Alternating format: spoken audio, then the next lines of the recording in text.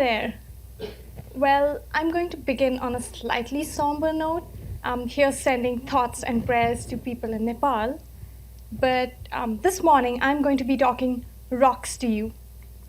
Lots and lots of rocks. Really old rocks, like those dating back 4.4 billion years ago when the Earth was in her infancy and in her second era, the Archean era. Doesn't the Earth look vastly different than what we're used to seeing of her today?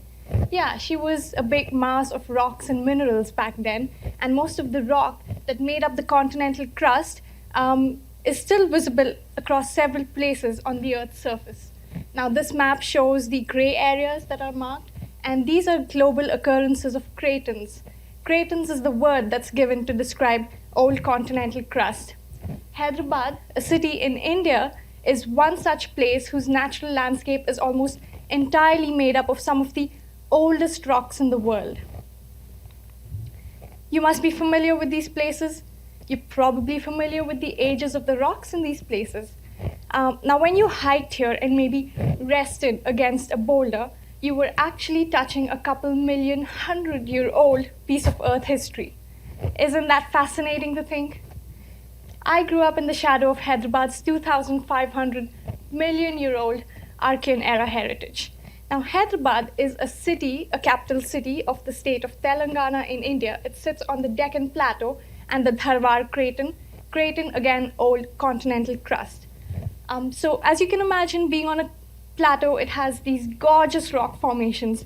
They're intrusive, igneous, plutonic, crystalline rocks. Granites, in other words. Well, this is an image that shows the natural character or the natural environment character of that city.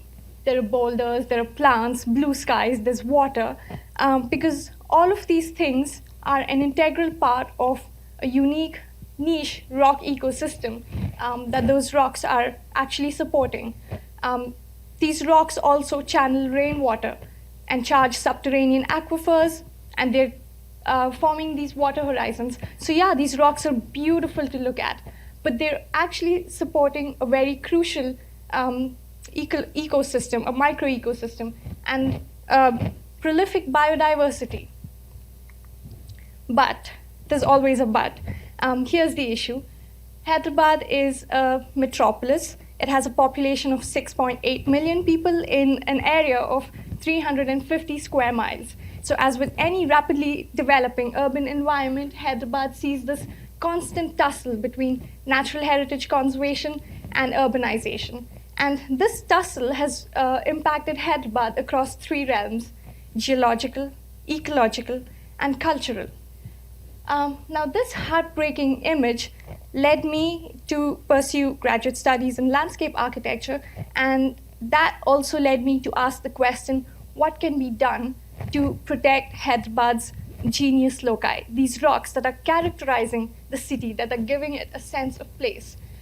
So I came up with a solution which is implementing geoparks. Now, geoparks are an earth conservation tool, so I'm going to talk to you about how this tool can be implemented at a rocky site in Hyderabad to protect its natural landscape. Now, one of the first questions you may have is, what are geoparks? And you may also be wondering, how are geoparks different from, say, a park or a national park sort of model? Well, geoparks are areas of internationally significant geologic heritage. Now, a geopark is a UNESCO-supported designation, which means that an area that's developed to be a geopark and then conferred with that distinction gains this platform for international visibility to further its landscape protection agenda. The best thing I like about geoparks is that they conserve the landscape by integrating local culture, promoting environmental education, and stimulating the local economy. I think these are great ways of connecting people with place in ways that hold value and meaning to the city's residents. Now, at last count, which was January 2014, there were about 100 geoparks spread across 30 countries. So let me take you to the 600-hectare rocky precinct in Hyderabad that I theoretically transformed into India's first geopark. A really rigorous site selection process had gone into selecting this particular site, where I evaluated the immediacy of urban threat to various rock sites across Hyderabad. But you can see that this site sits on the periphery of Hyderabad, away from the dense urban core, and that's because you'd be hard-pressed to find large tracts of undisturbed natural areas within the urban city. Now, to be able to identify the goals of the GeoPark, I asked these questions. How will this park be able to connect Hyderabadis with their landscape at an intimate level in ways that's giving physical and emotional engagement? How will it inspire environmental stewardship? And how will this park best protect the rock and the rock ecosystems? Here's a close-up of the site. The entire 600-hectare precinct, it comprises 4 sites. Site 1 is the primary geopark site. The other 3 sites have been included in this area as a long-term future goal, just to be able to connect interrelationships between these natural systems. Site 2 is a lake, Site 3 is a stream, Site 4 is they're conserved forest areas in the vicinity. And as we heard in David's talk this morning, it's all about just connecting these natural systems. Now, the primary geopark site is interesting because it mirrors the urban dichotomy of Hyderabad.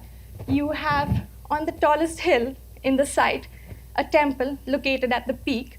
This temple is dedicated to a deity whose idol was believed to have been found at the spot where the temple stands. The deity and the temple are supposed to be protectors of the hill, but just a couple hundred feet away from that hill, the government is constructing this huge, big 7.5-acre master balancing water reservoir.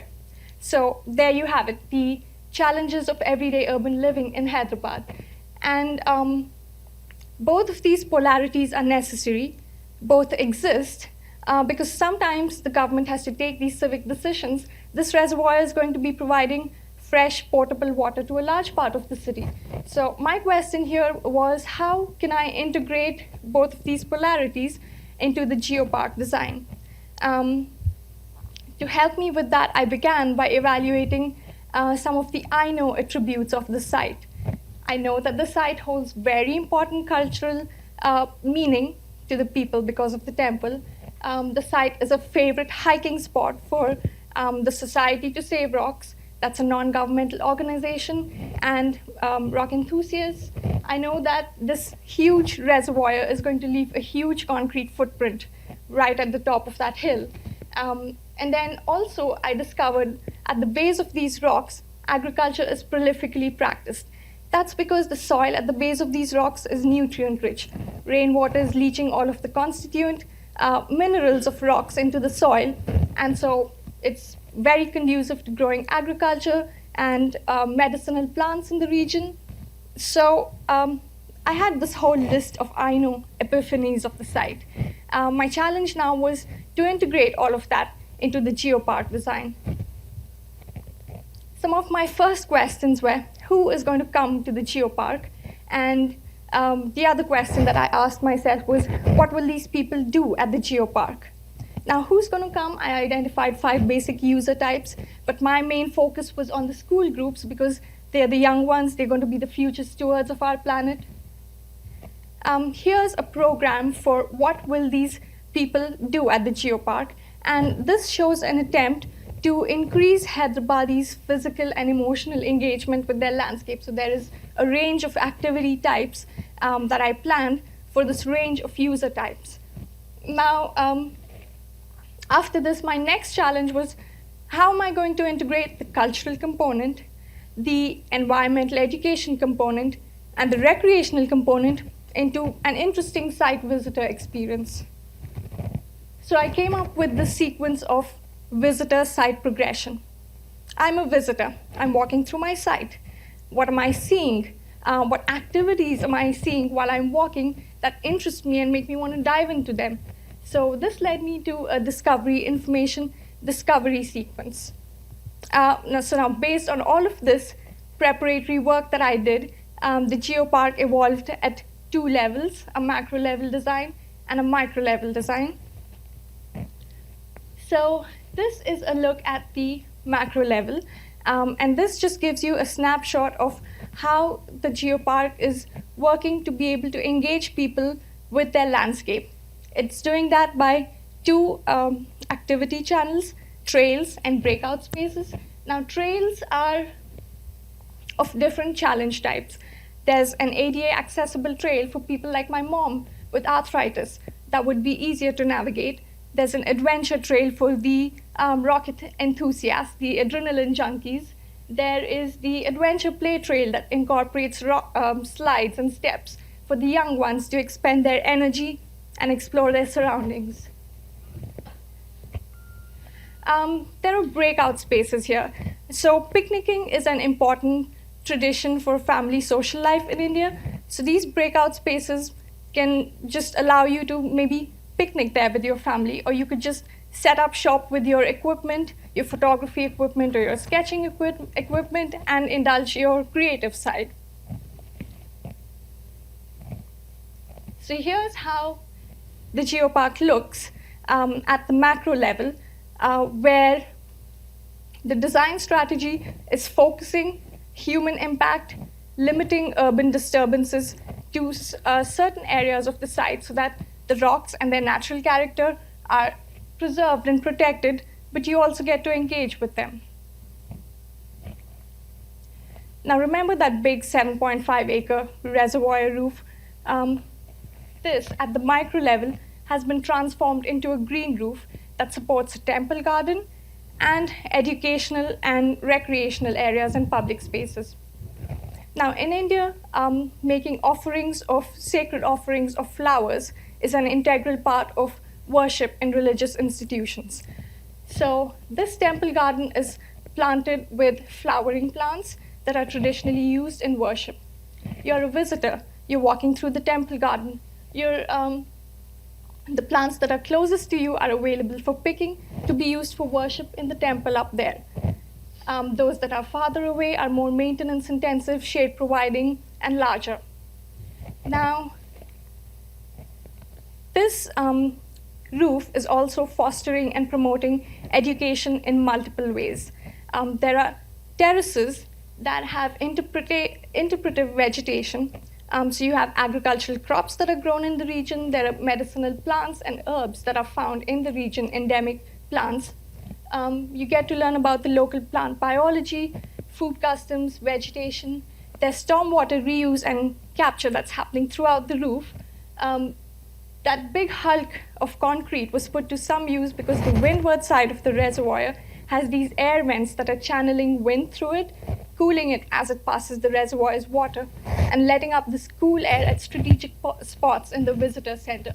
So there's multiple levels of education and recreation happening all throughout. This is another snapshot of how you as a visitor will be able to engage with local food customs. Now, the other thing that's happening on this roof is there is an interpretive agriculture trail that loops around here, and the agricultural farms that are found at the base of the rocks in the geopark. You're walking along it, you're watching the sorghum crops grow and maybe waving in the breeze.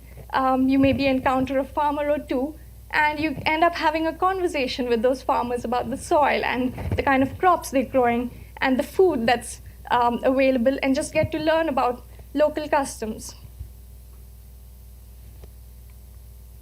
Here is another snapshot of how the geopark design is working at the micro level with the temple garden and the interpretive public spaces in helping engage Hyderabadis at more deeper, meaningful levels with their landscape, with their customs and cultural traditions.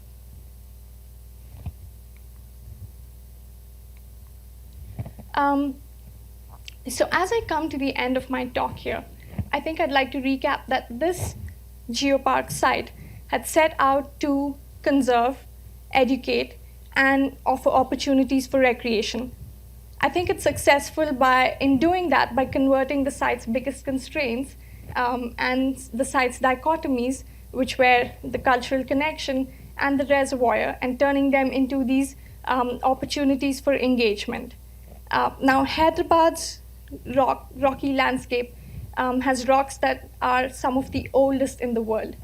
They're magnificent, they are unique, and they characterize the city. Their loss is irreplaceable.